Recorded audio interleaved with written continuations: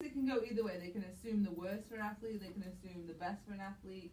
Like, but it's just interesting how, like, I know so many people like in college who are like, oh, I get stereotyped against as an athlete, and then here it's interesting and kind of like humbling to hear like an athlete stereotype another athlete. Like it happens. Thea? The article I chose, I was talking about human trafficking in Nigeria. As you all know, recently 276 girls were abducted from a school, and so I thought it was very interesting because in the last couple of months within Nigeria, over 1,000 girls have recently been abducted and sold into sex trafficking, and their ages range from 6 years old to 13 years old.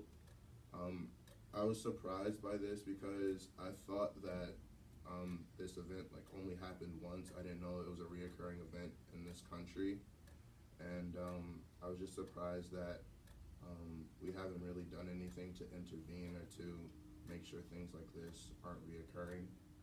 Right. I mean, we watching Half the Sky. I mean, it's very upsetting, but as you learn and you watch, like, it's part of like the culture that they let things happen, right? It's become, it's not acceptable, but it's become almost. It's the norm. Right, it's become almost acceptable, and I guess you can say people turn a blind eye to it happening.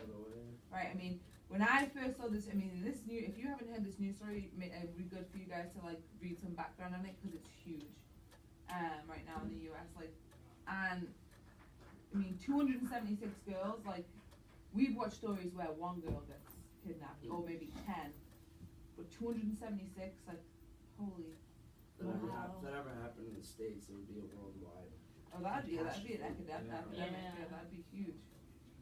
But like, it's about culture. Like, it's about different, like, people accepting different things. And I mean, like we say, like, I mean, will it take 276 girls to get kidnapped for someone to get finally put away behind like jail? Will it take that? And the thing is, you gotta remember the one of the biggest customers were Americans. Right, it's true. And most of the countries, when the woman was talking about it, she was like they would probably suspect the foreigners, but the foreigners are not the biggest customers. The Americans are. Right. They're the ones that actually go to the brothels a lot more than the people themselves. Right. Which, I mean, being in this country, I mean, that's a country that has as much wealth as like we do compared to like Nigeria. It's kind of very disheartening to hear like, oh, the biggest customer is us, when we actually are probably one of the countries that can help to put a stop to it. Jordan? The article I did was basically on, athletes and kind of how some of them can get caught up in rape, or not even just athletes, just like college and all that. And the article I read was it was about 3 players, Dominic Artis, Damian Dotson, and Brandon Austin. They were at a party with a girl who was intoxicated, obviously, and they kind of like forced themselves on her, as she says. They tried to force oral and vaginal sex, and she, I guess she started crying or something like that, and that's when they sort of started to back off, and now 3 of them are kicked off. All 3 of them are kicked off. One of them, they were looking at not kicking off because of lack of evidence, which makes it kind of tough, because rape in college for like, a girl, there doesn't have to be as much evidence. All the time they don't want it to get out, Right. in the media, so they just try to handle it.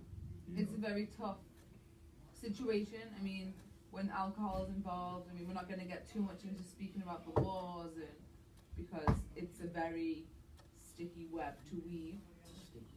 It is, and you don't want to start. I don't want to start.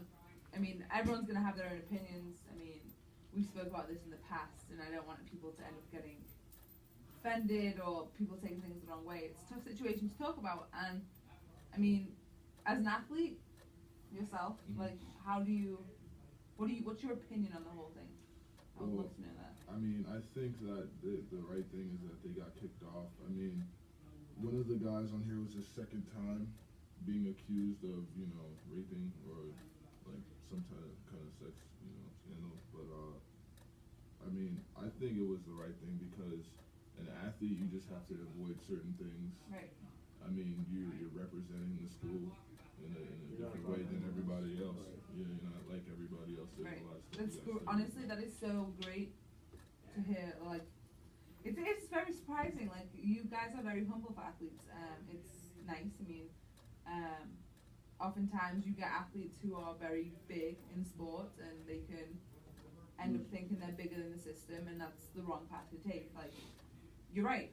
I mean, usually athletes are held to a higher standard, so the smallest thing they do, because they're high-profile kids, can look even worse on the school.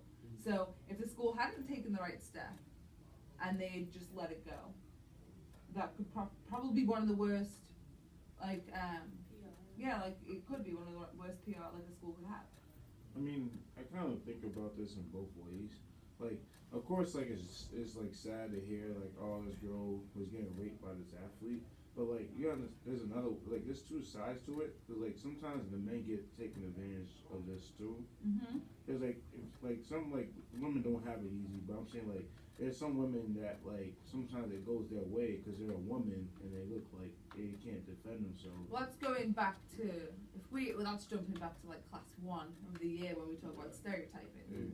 Like, when you're thinking of a female, you're thinking of a little dainty, she can't hurt nobody, female. And people do still think like that. I mean, hopefully the world will evolve more to start to think of women like with equality, because as much as now, I mean, this is my opinion, as much as now as women feel and may feel as if they are more equal, like it's still maybe 60-40. Like, I mean, like I do believe women are strong.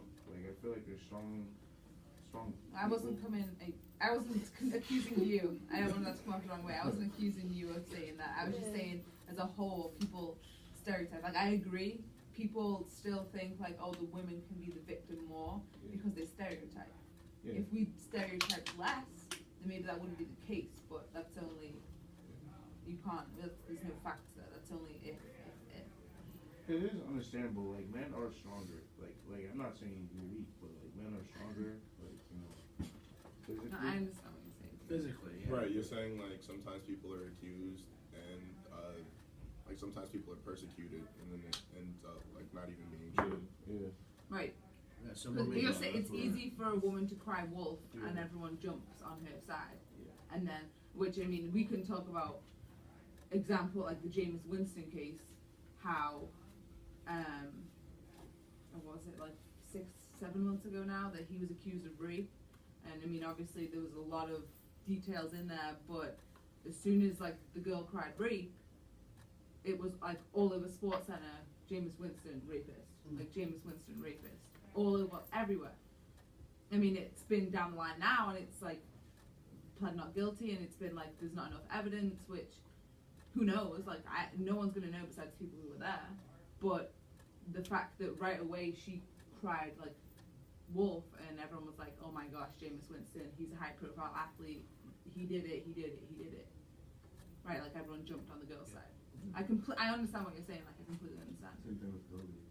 Right. Same thing with the Duke lacrosse team. Right, I mean, it's just, I mean, and that comes back to talking about sports and athletes and being high profile, and, I mean, that's just like, I mean, people do so well, I mean, it's natural, some human instinct is to want to see them fall. Like, if someone does so well for so long, you want to, like, the first mistake they make, you want to jump on it right away.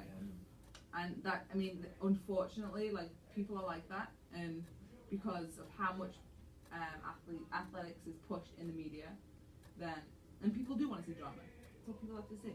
And I think I feel like that's why sometimes women don't get a case because I think like sometimes the judges think like this woman's just trying to get attention to herself and like prosecute this man.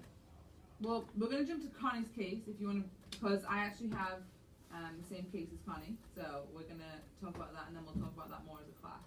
Okay, mine was on a 16-year-old transgender teenage girl who transitioned from male to female. She is currently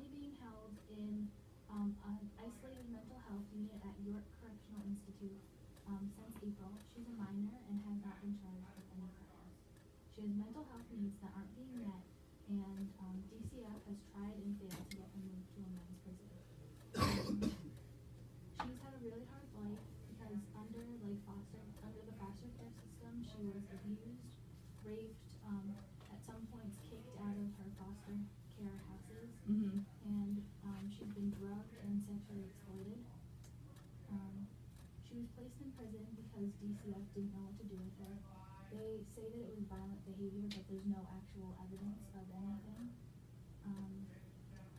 And the only good news is that now the governor, Daniel Malloy, has publicly called for her to be moved out of adult prison. Okay, so very tough situation. This is not your typical conversation, so please, when you're commenting to the group, one, be wary of what you're saying, because you don't know how other people in the group feel about situations like this, so you don't want to say something very opinionated and upset someone. Two, remember everyone that this is a class discussion. Everything is nothing's directed at anyone personal. And three, the conversation remains in this classroom. Okay? Everyone understand? Yeah. Perfect. So, Facebook post that I actually found Wait, on the board. Sorry. no, sorry, yeah, I remember that. Right, this Facebook post on the board, and it speaks about this, and someone comments. This was a message wrote to another transgender person, and within the message they mentioned this news story. And I just want to hear thoughts. Like, give me your thoughts on this article. Give me your thoughts on, if you can take a quick minute and read the Facebook post. This is not on someone's like public Facebook. This is like a message, direct message to them.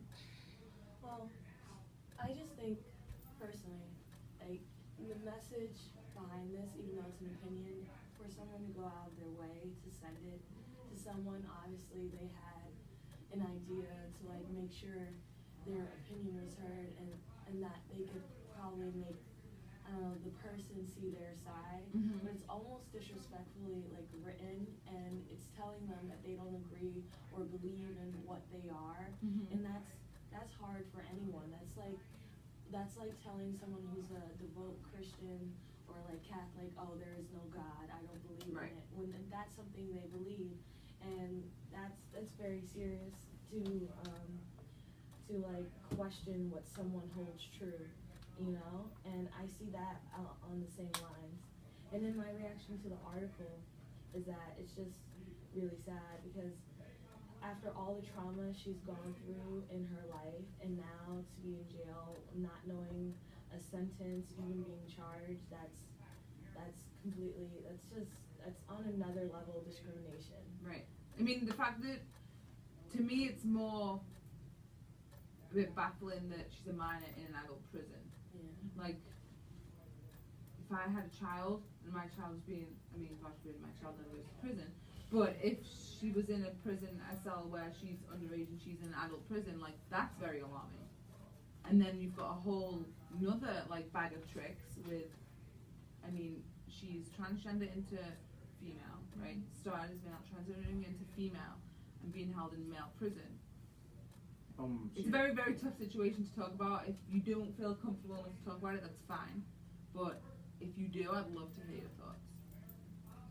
Has this person gone like through like hormone therapy and all Completely that? changed. And then still living in prison, I so. think she's been on hormone therapy for a long time, but obviously, like, it hasn't been consistent because of her life, so Right. we don't really know where she's at. It's tough. It's a tough, very, very tough situation. If you are going through the process to become a female and you feel like a female, then you being put in a male prison is going to feel extremely foreign to you. You're going to be the only one who possibly feels as if they're a female surrounded by males. So, And having female parts too, right? right, It's like, not right. it's a tough situation. This doesn't really tie in with half the sky as much as like black and white, but we could tie it in as opposed to, like, she's being held in prison for what?